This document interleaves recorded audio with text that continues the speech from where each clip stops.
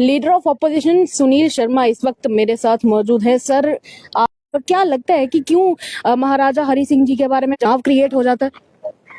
महाराजा हरि सिंह जी एक सर्वमान्य नेता थे जम्मू कश्मीर के, और उस जम्मू कश्मीर के जो अनडिवाइडेड था, जिसमें पीओजे भी था, इतनी बड़ी टेरिटरी के महाराज जम्मू कश्मीर को, मुझे लगता है सब कुछ यहाँ पे उन्हीं की। उन महाराजा के साथ बहुत कॉन्फ्रेंस ने, शेख मोहम्मद अब्दुल्ला ने, कांग्रेस ने, और एक लंबा इतिहास है उसका पीछे। जब 13 जुलाई को मार्टियर्स डे की दोबारा रेस्टोरेशन की ने बात की, तो मैंने असेंबली में खड़े होकर उन्हें कहा था कि वो ट्रेटर्स हो सकते हैं, गद्दार हो सकते हैं, वो शहीद नहीं हो सकते। तब से नेशनल कॉन्फ्रेंस और कांग्रेस और ये कि महाराजा का अपमान हमने कैसे किया, तो उसी की याद दिलाने के लिए हमारे ऑनरेबल मेंबर आर.एस. पठानिया साहब ने कहा कि अभी तो आपके डिप्टी चीफ मिनिस्टर ने उन्हें डिक्टेटर कहा। जी। क्या आपको माफी नहीं मांगनी चाहिए? ये अपमानजनक शब्द है, ये अभद्र शब्द नहीं है।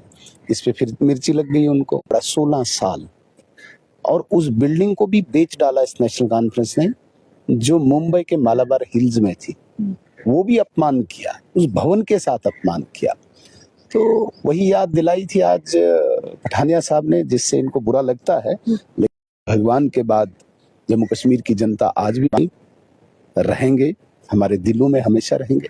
सर, पीएचई डेली वेजर्स ने आज तक का आखिरी अल्टीमेटम दिया है। कल 20 तारीख से काम छोड़ हड़ताल होगी। हो सकता है जम्मू कश्मीर के लोगों को पानी के लिए भी तरसना पड़े। क्या यहाँ पर कुछ किया जाएगा उनके लिए? आज 19 तारीख है, कल 20 तारीख है। 20, 21 और 22 3 दिन जम्मू कश्मीर के लोग पानी के लिए तरसेंगे। सर, क्या इसके लिए कुछ बातचीत होगी, कुछ निकल के आएगा सामने? डेली वेजर्स क्रोधित हैं, आक्रोशित हैं, क्योंकि उनके साथ रिसेंट जो वादे हुए थे नेशनल कॉन्फ्रेंस की तरफ से कि हमारी सरकार बनने के बाद हम आपके लिए कोई न कोई प्रावधान लाएंगे। बजट पेश हुआ, उसमें कुछ दिखा नहीं, तो लोगों में आक्रोश आया, आंदोलन पे उतर आए, यहाँ भी और कश्मीर में भी, और जबरदस्त एक प्रोटेस्ट हुआ। अंदर भी विपक्ष की भूमिका निभाते भारतीय जनता पार्टी के सभी विधायक इस विषय को हमने बड़े जोर शोर से उठाया, हमने वॉकआउट किया, और तब सीएम साहब ने कहा कि मैं एक सब कमेटी बनाता हूँ। सब कमेटी 6 महीने के लिए बना दी, इस आवाज को फिर दबा दिया। हालांकि ये कमेटी पहले भी बनी है, 2014 में भी, तब चीफ मिनिस्टर यही उमर अब्दुल्ला साहब थे, इनने कमेटी बनाई थी। सर, जब एलजी साहब का इंडायरेक्ट राज चल रहा था तब भी कमेटी बनी थी, तब भी कुछ नहीं निकला? नहीं, तब कोई कमेटी नहीं बनी। आपको श्यामलाल शर्मा जी ने कहा था कि उन्होंने खुद रिपोर्ट सबमिट की है, कुछ नहीं हो पा रहा। नहीं, कमेटी सरकार की कोई नहीं बनी, उपराज्यपाल महोदय की नहीं बनी। हम एक आम नागरिक की भांति उनकी आवाज बनते हैं। लेकिन मैं आपको एक बात जरूर याद दिलाना चाहता हूँ, आप सीधे कंपेयर नहीं कर सकते हैं उपराज्यपाल महोदय के प्रशासन को। आप मुझे बताइए, 9,000 सैलरी किसने लाई? उपराज्यपाल महोदय ने। तो ये तो उनको श्रेय देना चाहिए कि जो व्यक्ति 1,000-1,500 सैलरी ले रहा था, उसे 9,000 तो उपराज्यपाल महोदय ने पहुंचाया। अब हम नहीं कहते हैं कि आप रेगुलर करो, लेकिन 15 करो, 18 करो, 20 करो, कुछ न कुछ तो करो। इसलिए वो लोग आक्रोशित हैं, और हम उनकी आवाज बनेंगे। चलिए सर, अब उपराज्यपाल साहब को चलिए ज्यादा नहीं छेड़ते, पर एक बेसिक चीज जो यहाँ के जम्मू के लोग हैं, उनकी दुकानें छीनी जा रही हैं। आपको भी नई बस्ती के बारे में सारा मैटर पता है सर। आज उस नोटिस की आखिरी डेट है।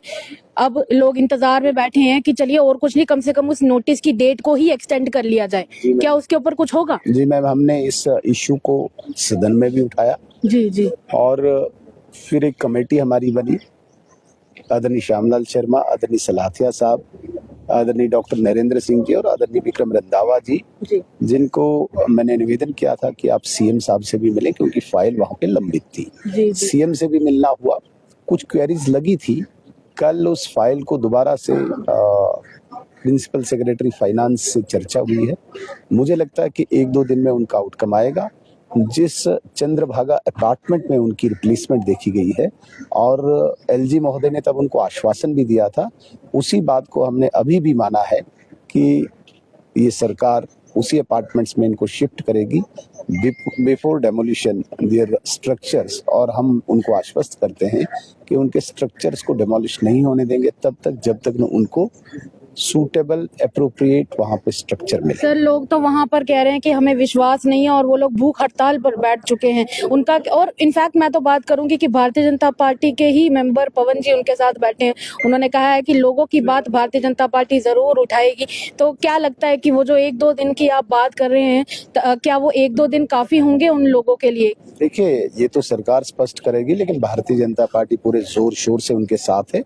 जो पवन जी हमारे वार्ड मेंबर भी, काउंसलर भी रहे, वो उनके साथ हैं। डॉक्टर नरेंद्र सिंह जी खुद भी उस प्रोटेस्ट में बैठे। तो ओवरऑल ये कहने का मतलब है कि भारतीय जनता पार्टी पूरी जोर शोर से आवाज उठा रही है और हमें उम्मीद है कि नई बस्ती में वो जो दुकानदार 38 हैं, शॉपकीपर्स हैं, उनको रिप्लेसमेंट मिलेगी। अगर सरकार को चालाकी करती है, उनको जबरदस्ती करती है, तो भारतीय जनता पार्टी ये होने नहीं देगी। धन्यवाद सर बातचीत करने के लिए। ये थे मेरे साथ leader of opposition Sunil Sharma, जिन्होंने कई इंपॉर्टेंट मसलों के ऊपर बातचीत की है और इन्होंने ये बताया है कि कहीं ना कहीं जो लोग अभी इस वक्त नई बस्ती में बैठे हैं और कोशिश कर रहे हैं, चाहते हैं कि उनकी जितनी भी दुकानें हैं वो उनसे छीनी ना जाए, तो उनके लिए रीलोकेशन का बंदोबस्त किया जा रहा है। जितनी जल्दी हो सकेगा वो उनको दुकानें उनकी तरफ, सरकार की तरफ से अगर कुछ नहीं होता फिर भी, तो भारतीय जनता पार्टी इसके लिए जरूर आवाज उठाएगी। पर लेकिन ये तो रही सदन के अंदर की बात। सदन के अंदर की बात और बाहर की बात थोड़ी सी अलग होती है, पर लोग जो ये बात कॉमन है, क्या लोग इंतजार का कुछ ना कुछ फल उन्हें मिलेगा और वो फल मीठा होगा या नहीं, ये तो आने वाला वक्त चुनी हुई सरकार बताएगी। फिलहाल के लिए इतना ही, दीजिएगा इजाजत। देखते रहिए तमाम अपडेट्स के लिए द अर्थ न्यूज। साक्षी जानी के साथ सेवाराम की रिपोर्ट, सिविल सेक्रेटेरिएट जम्मू।